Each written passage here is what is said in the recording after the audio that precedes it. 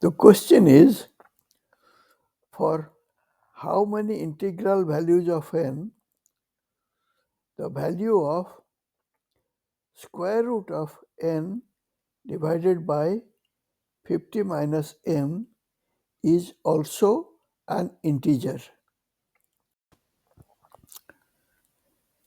Let x be square root of n divided by 50 minus n. Then three cases arise. Case 1, n is a negative integer, or n is equal to 0, or the third case is n is greater than 0.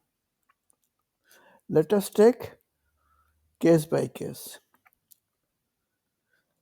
If n is a negative integer, then let n be minus m, where m is a positive integer. The fraction then becomes minus m divided by 50 plus m. This is negative, and therefore its square root is not an integer. The square root will be an imaginary number. So, when n is a negative integer, no value of n will result in an integral value for square root of n divided by 50 minus n. Case 2, that is n is equal to 0. When n is equal to 0, the fraction becomes 0 divided by 50, and that becomes 0. So, we have one value of n that results in an integral value for square root of n divided by 50 minus n. That's because we consider 0 as an integer. In the third case, n is a positive integer. In this case, we arrive at the following conclusions. Number 1 is, because n divided by n minus 50 minus n is within a square root sign, it cannot be negative. Otherwise, square root of n divided by 50 minus n will not be real, and its value therefore cannot be an integer. So, 50 minus n has to be greater than 0. N cannot be 50 because the fraction then becomes 50 by 0, which is not allowed. So, we conclude that n has to be less than 50.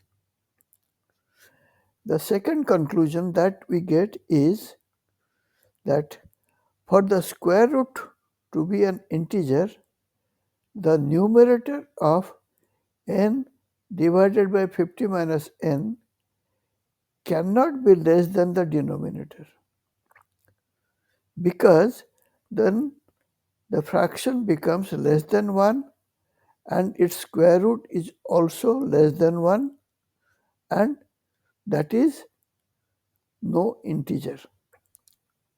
Therefore, n, that is the numerator, has to be greater than or equal to 50 minus n, which is the denominator. If we rearrange terms, 2n will be greater than or equal to 50, or n has to be greater than or equal to 25. So, combining conclusions 1 and 2, we've arrived at the new conclusion that 25 is less than equal to n, and n is less than equal to, n is less than 50. that is this.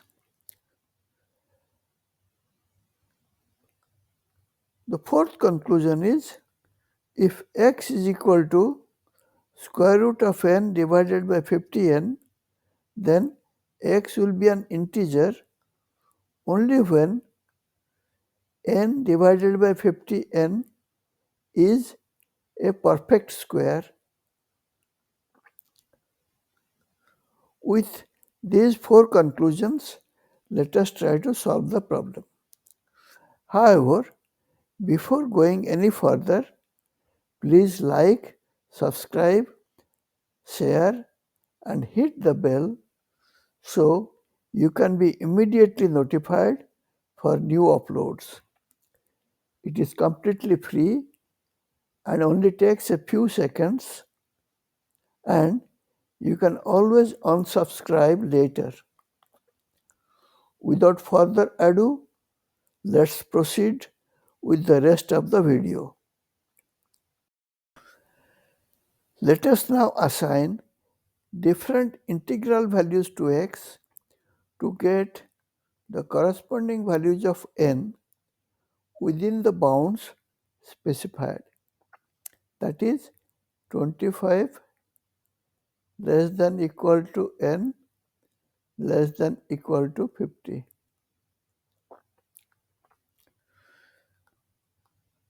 Let us give the value of 1 to x, that is the first integral value, and since x square is equal to n divided by 50 minus n and x is equal to 1, we get n divided by 50 minus n is equal to 1. And if you solve this equation, we get the value of n as 25. That is okay because n is an integer and it is within the range 25 less than equal to n less than 50. Similarly, let us give the next higher integral value to x, that is 2. Then x square becomes 4 and that is equal to n divided by 50 minus n. This equation gives the value of n as 40. Again, this is okay because n is an integer and 25 and n is within the bound 25 less than equal to n and less than 50. For x is equal to 3, we get the equation n divided by 50 minus n is equal to 9, and if we solve that, we get n is equal to 45. This is also an acceptable solution because n is an integer and within the given bound. However, the next three integral values of x, that is x is equal to 4, x is equal to 5 and x is equal to 6, they give us equations n divided by 50 minus n is equal to 16, n divided by 50 minus n is equal to 25 and n divided by 50 minus n is equal to 36, and these three equations give us the values of n which are non-integral.